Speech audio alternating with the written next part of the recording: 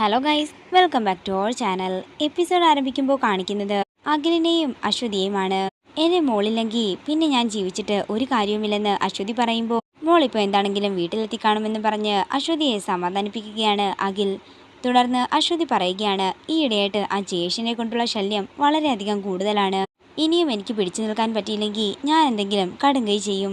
എൻ്റെ മോളെ അഖിലും ശ്യാമയും നോക്കിക്കോണം, ആ ഒരു ധൈര്യം മാത്രമേ എനിക്കുള്ളെന്ന് പറഞ്ഞ് അശ്വതി അവിടെ നിന്ന് പോവുകയാണ്. പിന്നീട് കാണിക്കുന്നത് അരുണും ശ്രീകുട്ടിയും കൂടി വീട്ടിലേക്ക് വരുന്നതാണ്. അങ്കിളെ, ഇതുവരെ അമ്മ വന്നിട്ടില്ലെന്നാ തോന്നുന്നതെന്ന് ശ്രീകുട്ടി പറയുമ്പോൾ അരുൺ ചോദിക്കുകയാണ്, ഇനിയിപ്പോൾ എന്ത് ചെയ്യും? അത് എനിക്കറിയാം, താക്കോൽ എവിടെയാണ് വെച്ചിരിക്കുന്നതെന്ന്. അത്രയും പറഞ്ഞ് ശ്രീകുട്ടി താക്കോൽ എടുത്തു കൊടുക്കുമ്പോൾ അരുൺ കതക് തുറന്ന് മോളുമായിട്ട് അകത്തേക്ക് കയറുകയാണ്. അങ്കിളിപ്പോൾ പോവാണോ എന്ന് ശ്രീകുട്ടി ചോദിക്കുമ്പോൾ മോളുടെ അമ്മ വന്നിട്ടേ പോകുന്നുള്ളെന്നും ഞാൻ മോളുടെ അമ്മയെ ഒന്നുകൂടി വിളിച്ചു നോക്കട്ടെ എന്ന് പറഞ്ഞ് അരുൺ അശ്വതിയുടെ ഫോണിലേക്ക് വിളിക്കുകയാണ്. എന്നാൽ ജയേഷ് ആണെന്ന് കരുതി അശ്വതി കോള് കട്ട് ചെയ്യുകയാണ്.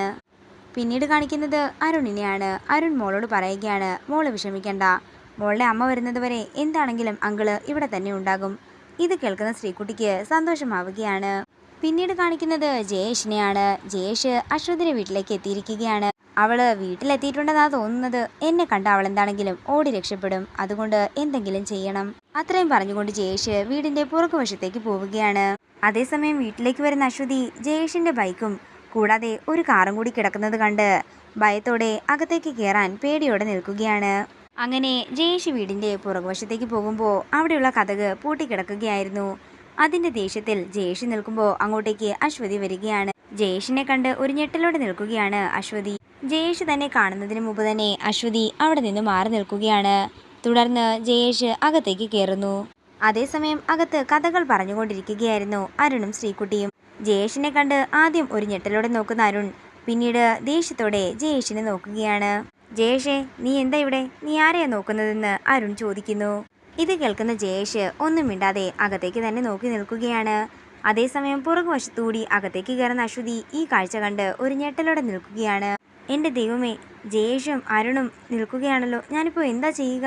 അതേസമയം അരുണിന്റെ ചോദ്യങ്ങളെ വകവയ്ക്കാതെ ജയേഷ് അകത്ത മുറിയിലേക്കൊക്കെ കയറുകയാണ്. ജയേഷെ, നീ ആരെയാ നോക്കുന്നതെന്നാ ഞാൻ ചോദിച്ചത്. ഇത് കേൾക്കുന്ന ജയേഷ് ഒന്നും മിണ്ടാതെ ശ്രീകുട്ടിയുടെ അടുത്തേക്ക് ചെന്ന് മുറിവുള്ള കയ്യിൽ അമർത്തി പിടിക്കുകയാണ്. നിന്റെ തള്ള എവിടെടി?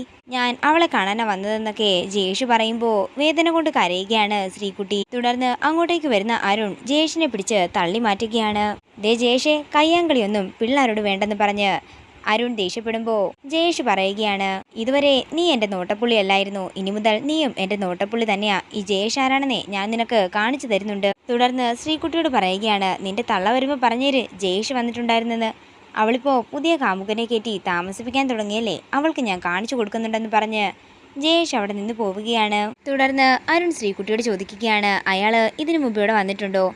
ഇത് കേൾക്കുന്ന ശ്രീകുട്ടി പറയുകയാണ്, അയാള് ഇടയ്ക്ക് ഇവിടെ വരാറുണ്ട്, അമ്മയ്ക്ക് അയാളെ പേടിയാണ്. എനിക്കും പേടിയാണെന്ന് ശ്രീകുട്ടി പറയുമ്പോൾ അരുൺ പറയുകയാണ്, എൻ്റെ മോള് ഇനി പേടിക്കണ്ട കേട്ടോ, അയാൾ ഇനി ഇവിടെ വരികയാണെങ്കിൽ അങ്കിളിനെ വിളിച്ചാൽ മതി, അങ്കിള് അയാളുടെ കാര്യത്തിൽ തീരുമാനമാക്കിക്കോളാം. ശരി അങ്കിളെ എന്ന് ശ്രീകുട്ടിയും പറയുന്നു. അല്ല മോളെ, മോളുടെ അമ്മയെ ഇതുവരെ കണ്ടില്ലല്ലോ? അതാ അങ്കിളെ ഞാനും ആലോചിക്കുന്നത്, അമ്മയെ ഇതുവരെ കണ്ടില്ലല്ലോ എന്ന്. എന്താണെങ്കിലും അമ്മ വരുമ്പോൾ വരട്ടെ, അതുവരെ എന്താണെങ്കിലും അങ്കിള് മോളുടെ കൂടെ ഉണ്ടാകും. മോള് വിശന്നിരിക്കുകയല്ലേ, ഇന്നായി ഓറഞ്ച് കഴിക്കാൻ പറഞ്ഞ് കവറിൽ നിന്നും ഓറഞ്ച് എടുത്ത് നൽകുകയാണ് അരുൺ.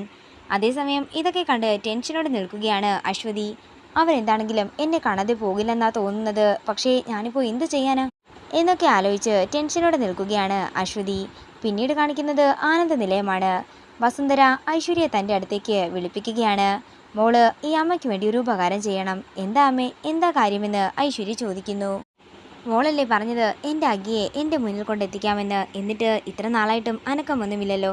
എനിക്കെൻ്റെ മോനെ തിരികെ വേണമെന്ന് വസുന്ധര പറയുമ്പോൾ ഐശ്വര്യ പറയുകയാണ്, അന്നിവിടെ നടന്ന പ്രശ്നങ്ങൾക്ക് ശേഷം ഇതുവരെ അഗി ഇങ്ങോട്ടേക്ക് വന്നിട്ടുമില്ല, അമ്മയൊന്നും വിളിച്ചിട്ട് പോലുമില്ല.